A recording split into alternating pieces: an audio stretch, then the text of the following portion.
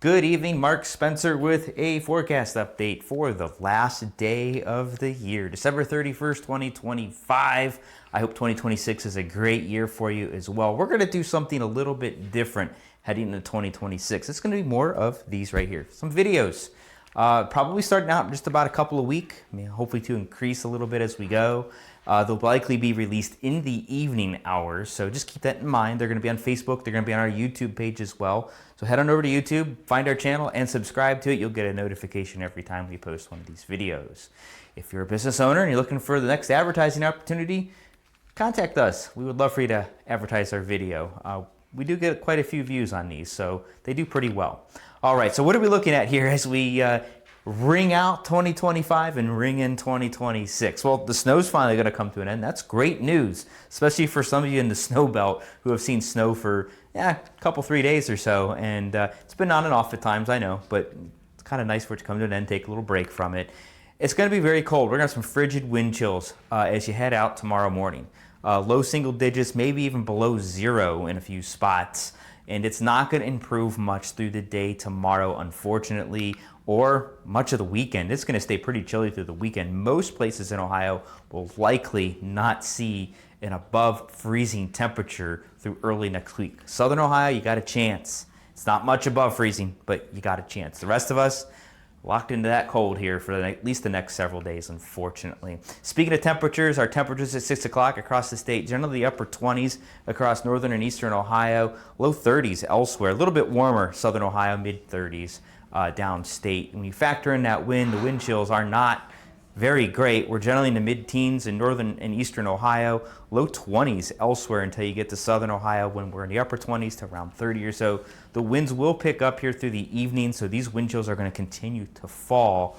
Some of those wind gusts could be near 30 miles an hour at times, especially as this cold front comes through, and even behind it, some very cold Arctic air is coming in overnight tonight and for your day on Thursday. All right, speaking of that, let's take a look at our future radar here. Snow's moving in. It's been snowing for a couple hours now in most spots, generally north I-70, though it is filling in downstate as well. This is all going to move north to south, and somewhere between 10 p.m. and midnight, we're going to see this snow squall kind of move through. You can kind of see it right here as it continues north to south. That's our front.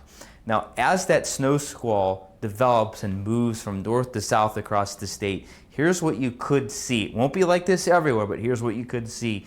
Lowered visibility, pretty reduced, quarter mile, maybe less. You're going to see some moderate to heavy snowfall rates, maybe an inch an hour or so at times. So you're going to have the roads get snow covered. They'll probably already be snow covered. They're going to get worse. The visibility is going to get reduced quite a bit. It's not going to be fun out in there. So if you're going to be driving around midnight or so, or even a little after in some spots, and you encounter the snow squall, it could mean some business, and it's going to put down some snow in a quick hurry. So just keep that in mind. That could be a bit hazardous. Your day on Thursday, it's going to be dry, mainly cloudy. Could be some snow showers east of Cleveland. Some of the modeling picking up on that. That would be kind of as dry, fluffy snow. It shouldn't be too confined. It'd be widely scattered, really light, not really going to add much in the way of accumulation, but could be on and off through the late morning into the afternoon hours on Thursday. All right, so how much snow are we expecting between now and late Thursday morning? This might be a little much, and this is going to include some lake effect that already fell. This map was made a little bit earlier. 6 to as much as 9 inches across parts of the primary snow belt, likely on the lower end for the most part. And then as you get a little south of there, 3 to as much as 6. Now the 6 is going to be pretty isolated, I think. Much of this is going to be 3, 4, and some spots of maybe 5 inches of snow. Again, some of that's going to include snow that's already fallen here earlier this afternoon. And as you get further and further away, 1 to 3 for the areas in light blue. Outside of that, around an inch. And it should be close to that. As you get further south, it's going to be probably more on the half-inch side. I don't think much snow accumulates around Cincinnati and Wilmington. Could be a dusting or so down here, maybe a quarter of an inch in a few spots. But I think for the most part, it should be fairly light. Again, travel is going to be impacted tonight. The winds are going to be strong enough. Some power outages are certainly possible as well. So just keep all those things in mind. For your day on Thursday, pretty quiet actually. Mainly cloudy skies and cold. Not a whole lot more to say than that, unfortunately. We're not going to break 20s across northern and parts of eastern Ohio.